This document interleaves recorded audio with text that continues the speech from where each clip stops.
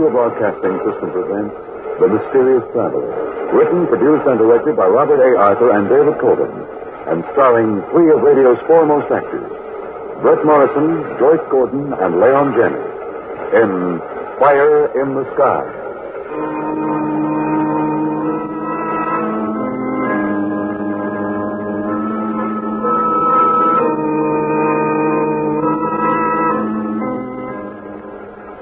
This is the Mysterious Traveler, inviting you to join me on another journey into the realm of the strange and the terrifying. I hope you will enjoy the trip, that it will thrill you a little and chill you a little.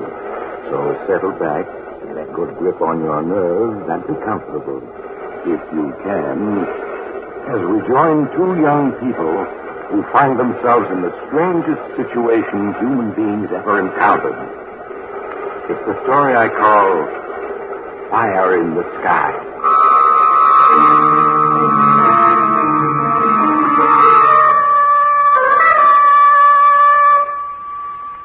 It's late evening, and a convertible with the top down is driving along a lonely road in the Shenandoah Valley. The driver is young, in his 20s. So is the girl beside him. They're Mr. and Mrs. Nicholas Ramsey of New York City, married less than 24 hours and honeymooning. Dick Ramsey is driving slowly, for both he and Sally are watching the great golden disk which is rising in the sky above the hills to the west. Not the moon, but the new comet which the whole world is talking about with excited interest and some apprehension. Nick, it's so bright. It's grown much brighter since last night. Yes, I know. Seems to be about half as big as the moon now. You can almost see it grow. It looks as if it were coming right at us. Well, that's just an illusion. It'll pass about 15 million miles away, the radio said. 15 million. It sounds like a lot. But I wish it were more. No, they said it wouldn't do much damage, even if it hit us head on. Comets are mostly gas, you know. Oh, it certainly looks solid. It is beautiful, though, isn't it? I'm glad we decided to drive tonight so we could watch it. Let's turn on the news and see what the radio says about it. Mm-hmm. I'll try Washington. Danny Dunn has been giving a blow-by-blow account of its approach. So everybody is aware, this is your feature reporter, Danny Dunn, speaking from Washington. Well, the big news tonight is still Comet X, as it's been nicknamed. Tonight it seems it's going to pass little old Earth a bit closer than was thought. Maybe inside 10 million miles. But it's nothing to worry about. Can't hurt us any. A comet is just gas, you know. Like some congressman here in Washington. Oh, speaking of Washington, the president and his cabinet quietly left town today with their families. We're told they're going to a special government observatory where they can all see Comet X through telescopes. Well, that just shows you how interested everybody is. The rest of the world is standing outdoors tonight, keeping an eye on the sky. After all, this is a spectacle mankind sees only once in 1,000 years, and nobody wants to miss it. Well, folks, the government has asked me to pass along the following to you. Don't be alarmed if Comet X seems to be getting awfully close. I guess there's nothing new It's about just it all. an optical illusion. Nick, look up ahead. Somebody's signaling us with a flashlight. Yeah, looks like an old codger, one of the local natives, I guess. Do you think we ought to stop? Such a lonely road. Oh, he probably just wants a lift. Anyway, he's so old he couldn't hurt us any.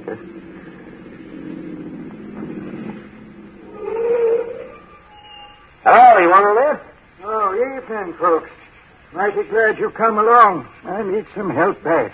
Help? It's my partner. Rock slide fell on him, crushed his chest in. He's down in the mine. I need help to get him out. You're a miner? That's right, ma'am. Name's Jones. Jerry Jones. We got us a mine up this road about a quarter of a mile. Poor Sam hurt himself an hour ago. Been waiting ever since for somebody to come along. Well, Sally, I guess it's up to us. We can't leave some poor fella dying and not help. But, Nick, are you sure? I'm sure it's all right. Okay, hop in, Mr. Jones. We'll have your partner out just as quick as we can.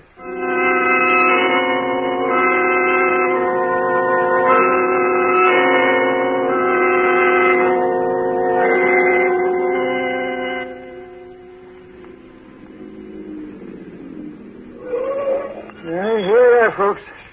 The little shack covers the mine shaft. Now, come along, Sally. Mm-hmm. I'm sorry we haven't any first aid equipment, Miss Jones. Well, got some down below. This way, Mr. Ramsey. You have to go down on the lift. Nick, look how bright it is. This comet seems to be growing bigger by the minute. Here we are. Step inside, folks. I got the flashlight. Huh. We got a regular mine lift in here. Machinery and everything. What kind of mine is this? It used to be a coal mine. Got abandoned. Me and Sam, we found a little vein of diamonds down in the coal. Diamonds? Now, wait a minute. There aren't any diamond mines in this country. Sure there is. Got some down below. Prove it to you after we fix up, Sam. Please step on the lift, Mr. Ramsey. Nick, I think this is a trick. So do I. A diamond mine. Listen, Jones, coal and diamonds don't go together, even though they're both carbon. So we're not getting on that lift. I'm afraid you'll have to, Mr. Ramsey. Believe me, I'll shoot if you try to get away. Nick, a gun. Now, listen, put away that revolver. I don't know what kind of crazy scheme this is, It's but... not crazy. I'm trying to save your life. Save our lives. You see that comet in the sky? Yes? They're calling it Comet X. They should be calling it Doomsday. You are crazy. That's enough talk. In 14 hours, this Earth and that comet are going to meet, and time is precious. Get on that lift, Mr. and Mrs. Ramsey, or I'll shoot. Believe me, no harm will come to you if you do just as I said.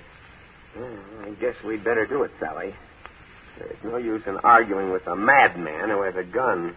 Oh, if you say so, Nick. Now, that's better. Now, hold on tightly.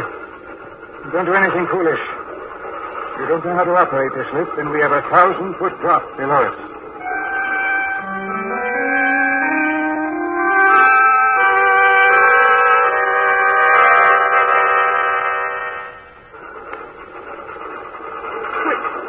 We've been going down for so long now. You're almost at the bottom, Mrs. Ramsey. Please don't be frightened. I'm doing this for your own good. Say, who are you? You're not a native. You lost your hillbilly accent long ago. No, I'm not. It was just a crude disguise. My name is Jeremiah Jones, formerly Professor Jones. We've reached bottom. The surface of the Earth is 1,000 feet above us. Now, Mr. Ramsey, if you and your wife try to attack me, you might succeed. It would be very foolish. You'll need me to get you out of here again. Yes, I suppose that's right. Very well, please walk quietly ahead of me. These old mine shafts are quite level. I'll shine my flashlight ahead and you won't have any difficulty. I suppose we have to humor you, but why are you doing this? What are you up to? You won't believe me if I tell you, Mr. and Mrs. Ramsey, that you two are the most important people in the world tonight. So just walk ahead of me and we'll have the explanations later.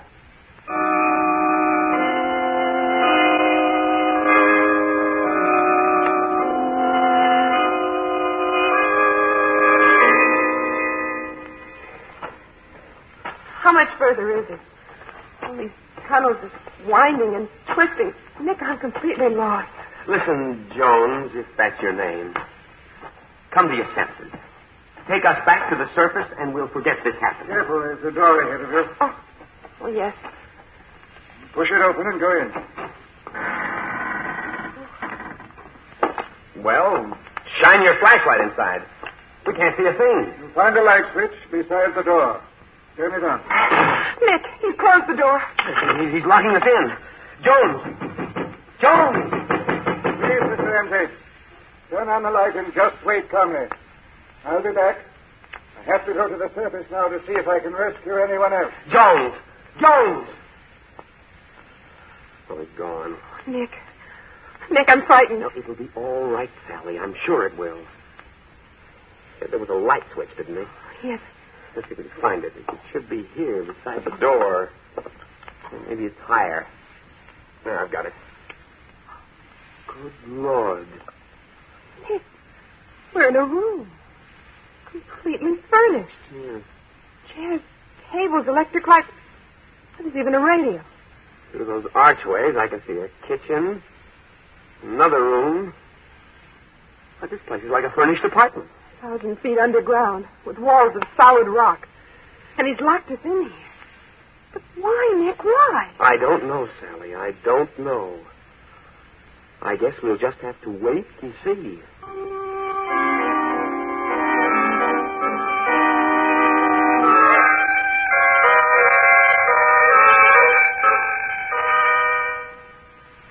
Nick, what time is it?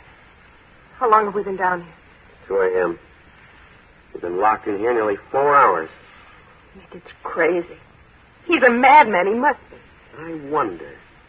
If he's mad, there's certainly a method in his madness. But look around you. There's furniture, a radio, a kitchen. There must be a generator someplace to supply these lights. That's what I mean. Only a madman would fix up an old abandoned mine like this. You know, I've just placed his name. Professor Jeremiah Jones. Who is he? He's an obscure astronomer who 10 years ago claimed to have discovered a comet no one else could see. And he dropped out of sight. He seems to have an obsession about comets. He said Comet X should be called Doomsday. Yes, I know. And I can't help wondering. Let's turn on that radio again. I have a hunch we'll be getting some news soon. Real news. All right. Nick, how can a radio work way down here underground? He must have a wire running above to the surface. Just music. So let's leave it on. There may be a bulletin.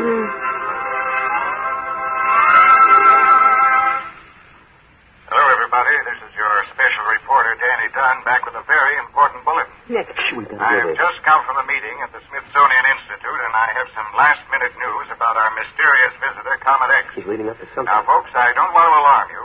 Panic won't help anybody. It looks as if there may be some danger after all. It's only common sense to be prepared for it. Oh, Nick. It seems Comet X is not holding to the course predicted for it. Its orbit now intersects the Earth. In about 10 hours, the Earth will pass through the glowing heart of the comet. Just as Professor But Jones I told us. repeat, there is no cause for undue alarm. I have Mr. Andrew Weatherby, head of the Scientific Bureau, here at the microphone to tell you in person what to expect. Mr. Weatherby. Nick, give me your hand. I'm frightened. Yes, this is big if they've got Weatherby himself on the air. Good evening, everyone. As you all know, a comet is composed largely of glowing gases. Now, just what effect these gases may have when the Earth passes through them, we do not know. But we anticipate they will be so tenuous they will hardly be noticeable. However, accompanying the comet is a core of tiny particles of rock and iron. Now, these, entering our atmosphere, will cause a spectacular display of shooting stars and may do some damage. I'll bet. Accordingly, the government is asking everyone to take the following precautions. Within the next 8 hours, take shelter. Underground, if possible. Otherwise, in cellars or in air-raid shelters. Take with you all the food and water you can manage. Take bedding, warm clothes. And be prepared to stay under shelter for at least 48 hours. Begin your preparations now. You will receive further instructions by radio. But above all, remain calm. Well, folks, this is Danny Dunn again. I'll be standing by all night long to bring you the latest. Keep tuned in, and don't worry. This will be a great story to tell your grandchildren. So long for now. Nick, there's something they're not telling us. I'm sure of it. Do you suppose that the Professor Jones back. Why, Professor? Nick, he has 2 little children with him. Oh, one of them's just a baby. A little girl. Here, give it to me. Yeah, it's all right. You mustn't cry. Everything's all right. Thank you. Now, if you, Mr. Ramsey, can take this little boy. Fortunately, he's still sleeping. Just let me have him. I've got him. Now, you sit down. You're all in, and there's blood on your coat. I'm afraid I've been shot. Oh. I'll put the boy on the couch there. Yes, he's still sleeping soundly. Now, let me look at you. Let me get this coat off. Oh, I'm sorry, but it's got to come off. There. Oh, you've lost a lot of blood. Yes, I know it. Too much, I'm afraid. You'll have to cut your shirt loose and fix a bandage. Sally, can you help me? Oh, yes, baby's gone back to sleep. I'll put her down on the couch, too. There. Now, what shall I do, Nick? I'm going to cut away the shirt. You pull it loose as I cut. All right. How did you get shot, Professor, and where did you get those children? I went out to bring back more people to this shelter. There are no cars on the road. I went to a house a mile or so away. Family and some visitors were out in the lawn watching the comet. That's fine, Sally. Now give me something to wipe away the blood. Oh, here, my scarf. I knew if I tried to persuade them, they'd think I was crazy. I saw the children, boy and the girl, asleep in the back room. I stole them.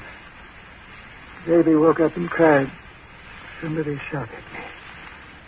I got away in the darkness. Catch him, Nick. I've got him. Help me ease him into the chair. All right. He's passed out from loss of blood. And here we are, stuck down in an old mine 1,000 feet underground with 2 children that he's taken from their families.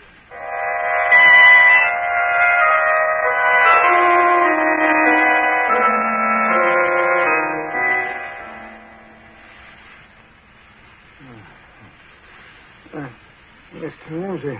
Here I am. So you're awake. How are you feeling? Very weak, I'm afraid. How are the children? Oh, they're fine. Luckily, they're too young to be scared. Sally's out in the kitchen feeding them. Now, look here, Professor. It's one thing to lure us down here. It's another thing to steal 2 babies and bring them. Mr. Ramsey. Face the facts. Haven't I convinced you the entire world is in grave danger? Danger? From what? A few chunks of stone that may be part of a comet? The radio last night admitted some damage might be done. Some damage? What do the broadcasts say now? I don't know. We haven't listened. After we got you into bed last night and took care of the children, Sally and I just fell asleep. Since we woke up, we've been so busy we haven't had a chance to listen. Then turn on the radio now. Let's listen. Of course. While you were gone, Andrew Weatherby urged everyone to take shelter for a few days. So, everybody, this is Dan Dunn, sleepy, but still on the job. Well, I guess you won't find anything else on the radio this morning except the comet. So bright you can see it blazing away in the morning sky like a baby sun. It's about 4 hours before its path intersects ours. 4 hours? I repeat again the official advice. Take shelter. Stay under cover for the next few days, but don't panic. Panic is more dangerous than the comet, believe me. I have to admit that a lot of people have unfortunately lost their heads the last few hours.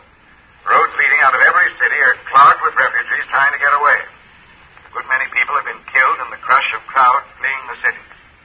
We have reports of hundreds of auto accidents, some looting. Fires are burning unchecked in a number of places. Firemen are fleeing with the others. Washington this morning is a deserted city. So many people here have autos, you know. They were able to get away. All the air raid shelters are full. People in them are being very calm about it. Our news from other places is a bit scanty. Some lines are down. I'll keep bringing you all the bulletins as they come in. Right now, I've got to get a little rest, so this is Dan Dunn, signing off temporarily, folks. Well, are you convinced now, Mr. Ramsey? Oh, people are losing their heads because they're scared. But that still doesn't say the comet is actually dangerous to the Earth. Yes, I know. It wouldn't be if it was just an ordinary comet. But it isn't. Well, what is it then? Mr. Ramsey, the fiery head of Comet X is radioactive. Radioactive?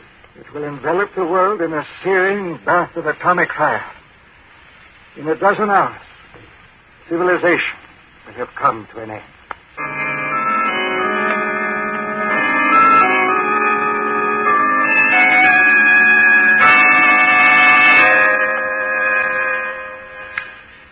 How's the professor, Nick? Unconscious. His fever is high, and he's in a delirium. His pulse is very weak. If only we could do something for him. I've done what I could from the medicine chest. In his mind now, he's reliving the time 10 years ago when he first discovered Comet X and predicted that it was radioactive. He predicted that? Yes. Yes, we had quite a talk while you were busy with the 2 kids. He was an obscure professor of astronomy in a little college.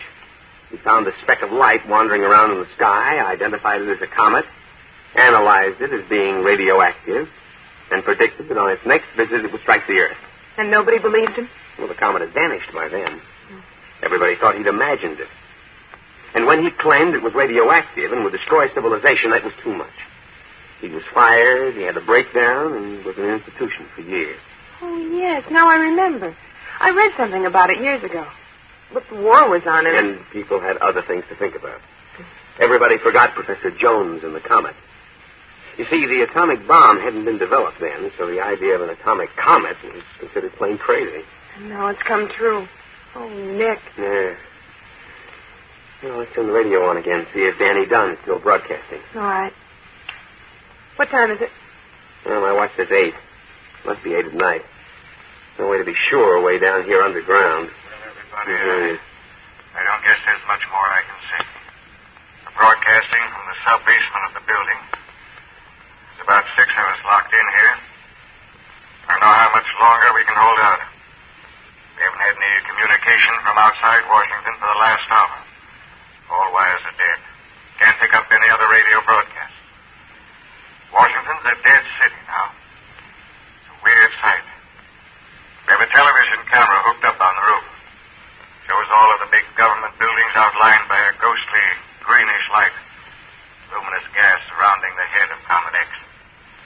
We're right in the middle of the comet now. Be about 6 hours before it starts to withdraw. Anybody who can hear me, stay underground as long as you possibly can. Don't come out. The radioactivity will be deadly for a long time yet. Estimates vary. One guess was that our Earth will be poisoned for 20 years to come. In that case, our power seems to be failing. I guess we'll have to sign off now. So long, everybody. He's gone up the air. Nick, think of the whole world dead. Now, wait a minute, darling. There's bound to be millions of people in safe places like we are. Caves, tunnels, old mines. Yes, but did you hear what he said? The Earth may be poisoned by radioactivity for years.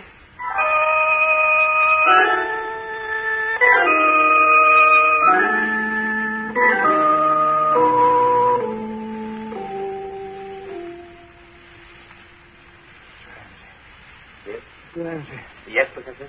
I'd like some water. Of course. I'll bring it. Here you are, Professor Jones. Thank you. How are you feeling? My head is clear, but I'm very weak. How long was I unconscious? Almost 2 days. 2 days. And the comet Has come and gone. and the world. The radio's dead. We can't pick up anything. The last report from Washington said it was a dead city. If only they'd listened to me 10 years ago. Now, you mustn't upset yourself, Professor. You did everything one man could. Yes. When I was released from that institution last year, I set about fixing up this refuge. I bought the old mine. All by myself, I brought down furnishings, machinery, food. When I tried to get a few people to join me here, they thought I was insane again. We understand, Professor. In the end, I had to resort to desperate trickery, which got you here. And we're very grateful for it, sir. And I stole 2 children, the boy and the girl.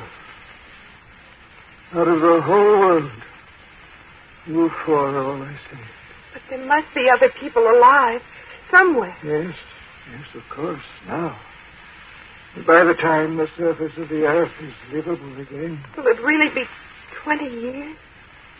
Yes, Mrs. Ramsey. Between 15 and 20 years before the human race can once again live on the earth's surface. But in even 15 years, the people who are still alive now... Exactly. Some will live. Human race is very tough. But they may be terribly changed. To reestablish civilization, we can only be sure of you 4. Oh, no. My dear, you mustn't be dismayed. I've planned carefully. There's everything you'll need for 20 years down in this cabin. Medicine, food, clothing, books, gasoline. You must not go above ground until it is absolutely safe. Then you will find the world changed. Animal life, plant life, it may have been altered greatly by the radioactivity, but it will be safe then. Professor, you're too weak to talk. No, I must talk now. I haven't much more time. Of course you have. You're going to get well, Professor. We need you. I wish I could. But I won't. And now listen. Build for a better world. We seem to have gotten off the track somehow. Maybe nature simply decided to be done with us when she sent that comet. I don't know. But this is a chance to start over again and do better.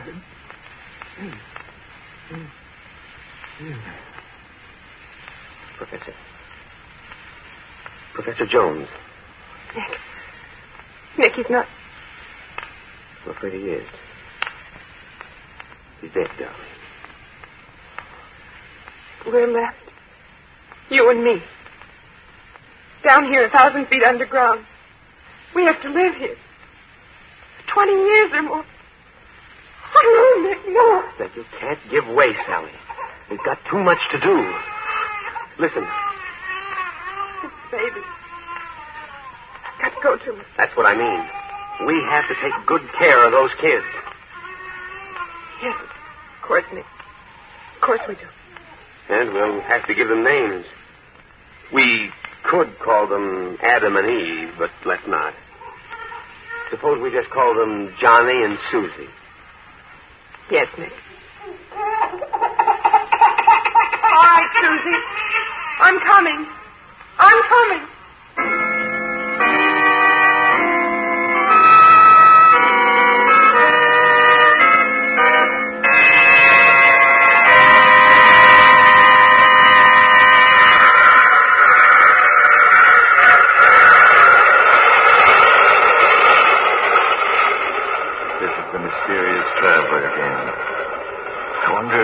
Help me check up on something.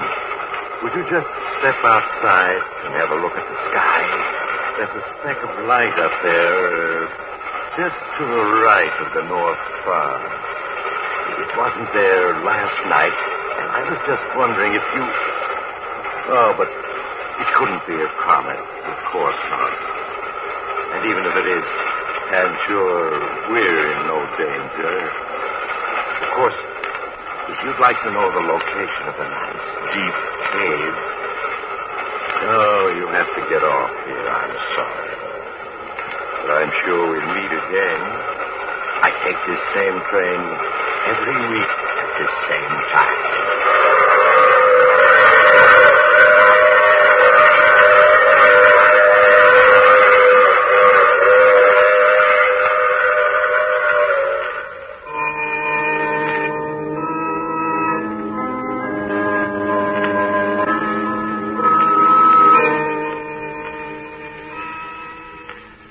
Just heard The Mysterious Traveler with Maurice Tarplin in the title role. Others in our cast were Brett Morrison, Joyce Gordon, and Leon Janney. Original music played by Fred Mendelssohn. All characters in our story were fictional, and any resemblance to actual persons in name or otherwise was purely coincidental. Bill Taunton speaking. This program has come to you from New York. This is the Mutual Broadcasting System.